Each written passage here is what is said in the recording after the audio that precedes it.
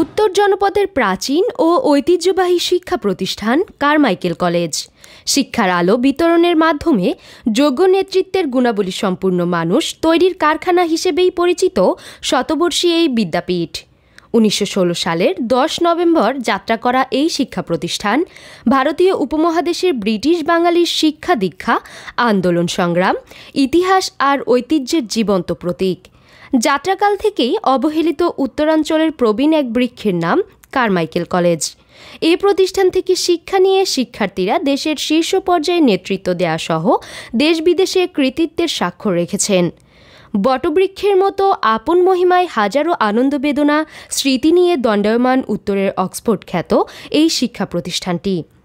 কিন্তু হঠাৎ করে এই শিক্ষা প্রতিষ্ঠানে জনসাধারণের প্রবেশে নিষেধাজ্ঞা দেওয়া হয়েছে। প্রতিষ্ঠানের আইডি কার্ড ছাড়া কেউ প্রবেশ করতে পারবেন না। আর এই বিষয়টিকে অসন্তোষজনকভাবে দেখছেন শিক্ষার্থীরা। ফোকাস করেছি সম্প্রতি কলেজ প্রশাসন কর্তৃক জরুরি নির্দেশনা একটি জারি করা হয়েছে।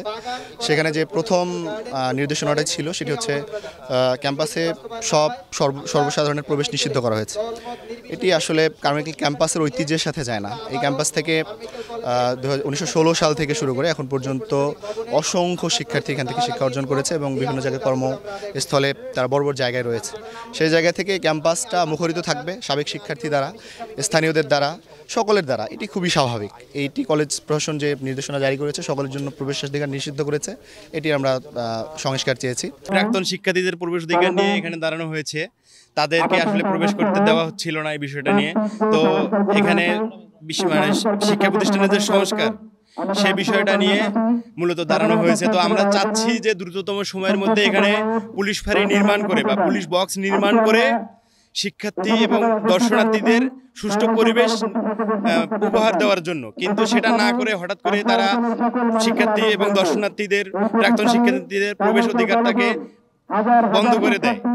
অনেকেই আবার বলছেন এই শিক্ষা প্রতিষ্ঠানটি শুধু শিক্ষার আলো ছড়িয়ে দেয়নি, এটি দর্শনীয় স্থানও বটে, যেটি দেখতে বিভিন্ন স্থান থেকে মানুষজন ছুটে আসেন। হ্যাঁ, অনেক প্রাচীন, অনেক আগের, কিন্তু ইউনিভার্সিটির আগে কিন্তু কারমাইকেল কলেজ। তো সেক্ষেত্রে এই সিস্টেমটা আসলে এখানে অনেকে ঘুরতে আসে। আমি সেক্ষেত্রে বলি, স্টুডেন্টের কথা বাদ দিই, অনেকে ঘুরতে আসে বিকালবেলা বলেন, মানে এটা একটা ঐতিহ্যবাহী কলেজ। আর কলেজ কর্তৃপক্ষ বলছেন আইন শৃঙ্খলা ও নিরাপত্তার স্বার্থে কিছু বিধিনিষেধ করা হয়েছে। এছাড়াও কলেজ ক্যাম্পাসে পুলিশ ফাঁড়ির বিষয়টি নিয়েও কথা হচ্ছে বলে জানান তিনি। আমরা আইন শৃঙ্খলা রক্ষার জন্য অনেকবার স্থানীয় আইন শৃঙ্খলা রক্ষাকারী কর্তৃপক্ষ অর্থাৎ মেট্রোপলিটন পুলিশ কমিশনারের সাথে চিঠিপত্র দিয়েছি এবং ব্যক্তিগতভাবে আমি কয়েকবার তার সঙ্গে সাক্ষাৎ করেছি যে এই কলেজে একটি পুলিশ ফাঁড়ি অথবা একটি পুলিশ ক্যাম্প স্থাপন করা যায় কিনা।